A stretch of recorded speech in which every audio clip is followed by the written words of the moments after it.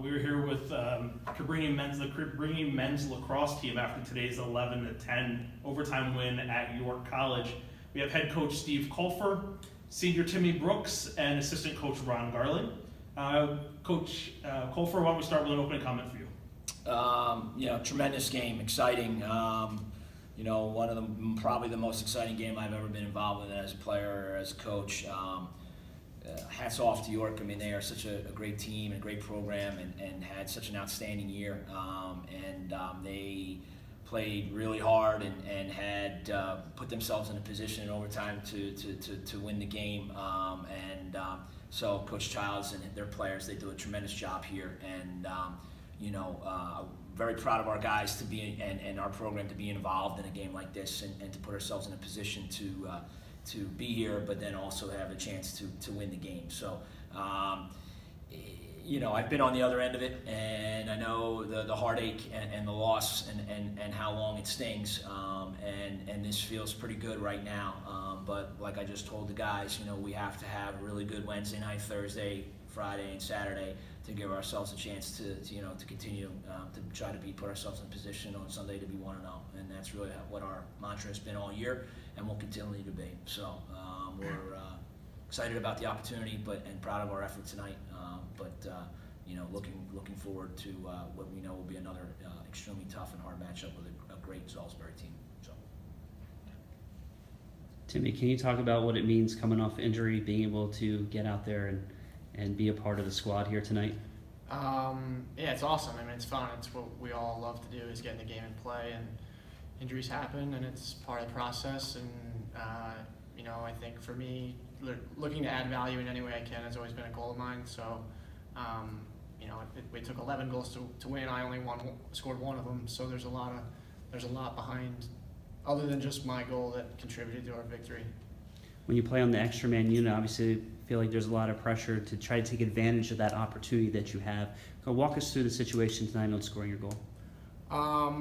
Well, they were in a 5-man, so we kind of knew what we were looking into, and usually a lot of my shots come from skip passes, and they were a little tighter than normally. So I kind of have benchmarks in my head of where I'm standing on the field, of how far, what's acceptable to shoot.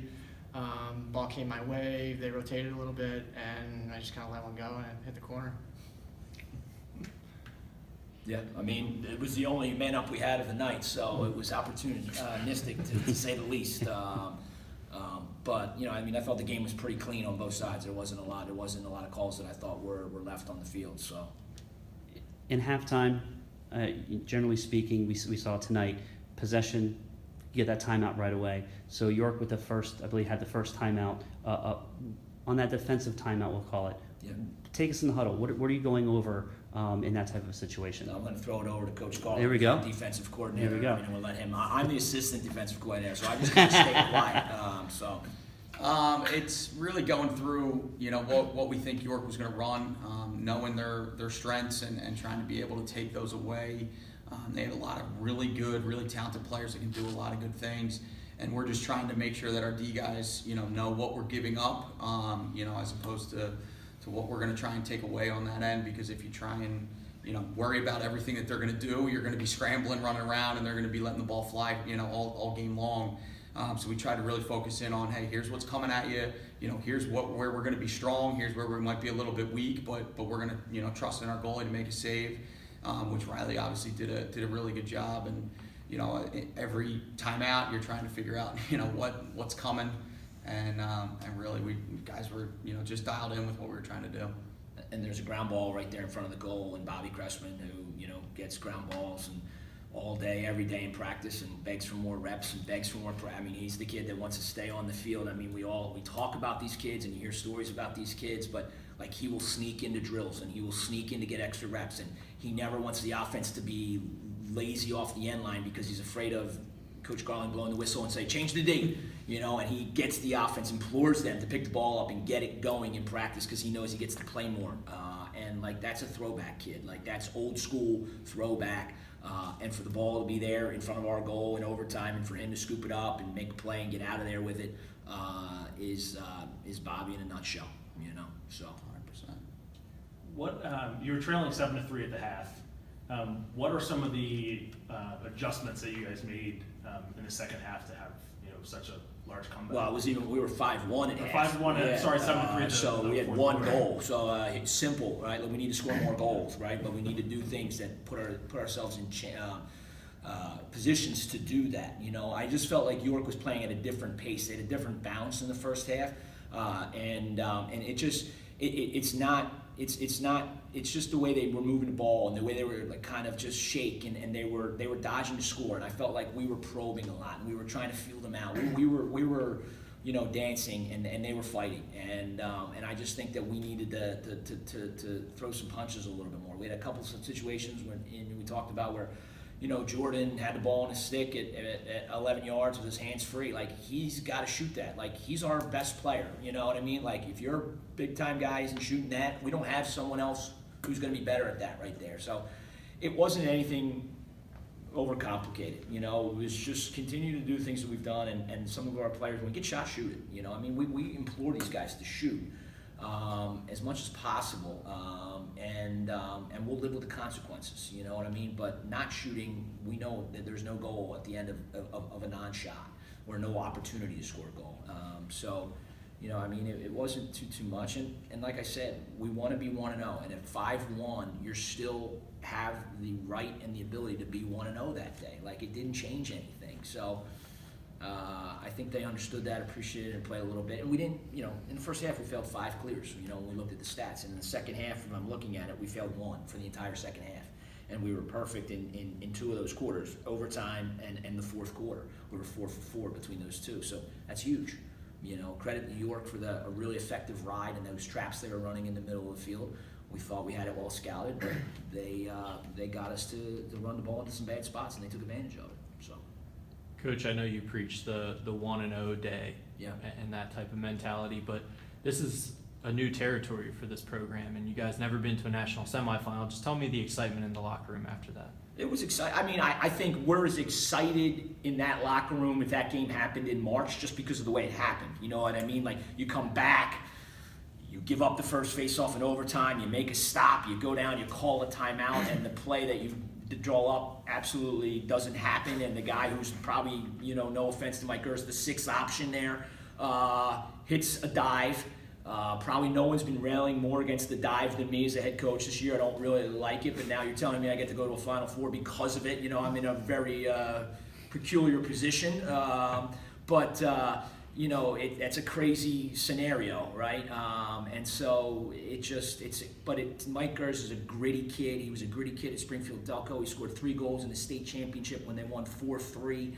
He had 3 of them that day. Like, that's just the kid. He's probably playing out of position for the last 3 years, but he just puts his head down and goes and plays. And he's a big reason, and he's a symptom or identifies with our program because of that's just the way we are. You know what I mean? We'll never be the prettiest team in the country by any stretch, but we try to be gritty and effective. Timmy, what's the mood on the sideline like in a game like this where you're trying to catch up, you finally get there, tie score, you go down, tie score, you go down. What's it like sort of from a player's perspective? It's kind of the way you described it. It's up and down, and you can feel the momentum when you're in there, and there's a lot of guys coming off trying to get info from their teammates or coaches to make adjustments on plays they just made, and then there's conversations of things we did good, things we did bad, but I think overall it's kind of just riding the energy and trying to put focus the good energy into the good plays, and then when bad plays happen, get over them and help your teammate out and get to a better place. And just defensively, just looking forward to Salisbury, obviously a pretty high scoring offense. What's the mentality that you got to instill into the defense going into Sunday's game?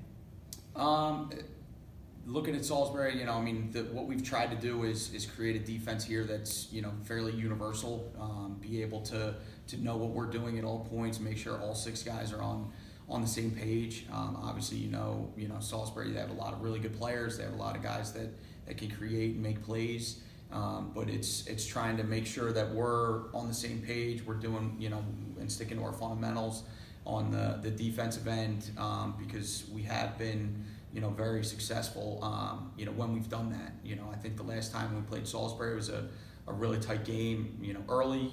We had some guys kind of come back from injuries and different things. But I think we feel pretty healthy. We feel, confident in our guys. And when Riley's seeing the ball the way he was today, we feel like we're going to be in a really good spot to win, regardless of who we're playing. So we gotta get those guys to understand the personnel of Salisbury and what they do well, their strengths and weaknesses. But really from there, it's just trying to play, good, sound Cabrini defense, and continue to just get, one stop after another. And that's why I brought Coach Carlin. I know I'm supposed to bring players, but it's hard to bring 12 defensemen in here. I don't think we'd all fit, that unit. But they have been playing sound lacrosse. They're as well coached as any defense in the country, and so it was easier to bring him than to bring all those guys, because I think that they're our offense, I think, gets a lot of publicity with the goals we score, but I really feel like this year our defense has been as sound as any in the country, and a lot of credit goes to him. So. Thank you very much, gentlemen. Congratulations, and good luck on Sunday. Appreciate it. Thanks, guys.